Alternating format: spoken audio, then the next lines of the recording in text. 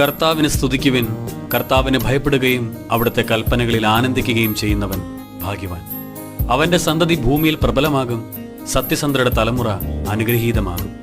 അവന്റെ ഭവനം സമ്പൽ സമൃദ്ധമാകും. അവന്റെ നീതി എന്നേക്കും നിലനിൽക്കും. പരമാർത്ഥ ഹൃദയന് അന്ധകാരത്തിൽ പ്രകാശം ഉദിക്കും. അവൻ ഉദാരനും കാരുണ്യവാനും നീതിനിഷ്ഠനുമാണ്. ഉദാരമായി വായ്പ കൊടുക്കുകയും നീതിയോടെ വ്യാപരിക്കുകയും ചെയ്യുന്നവന് നന്മ കൈവരും. നീതിമാന് ഒരിക്കലും ഇളക്കം തട്ടുകയില്ല. അവന്റെ സ്മരണ എന്നേക്കും നിലനിൽക്കും. ദുർവാർത്തകളെ അവൻ ഭയപ്പെടുകയില്ല. അവന്റെ ഹൃദയം അചഞ്ചലവും കർത്താവിൽ ആശ്രയിക്കുന്നതുമാണ്. അവന്റെ ഹൃദയം ദൃഢതയുള്ളതായിരിക്കും. അവൻ ഭയപ്പെടുകയില്ല. അവൻ ശത്രുക്കളുടെ പരാജയം കാണും. അവൻ ദരിദ്രർക്ക് ഉദാരമായി ദാനം ചെയ്യുന്നു. അവന്റെ നീതി എന്നേക്കും നിലനിൽക്കും. അവൻ അഭിമാനത്തോടെ ശിരസ്സുയർത്തി നിൽക്കും. ആമേൻ.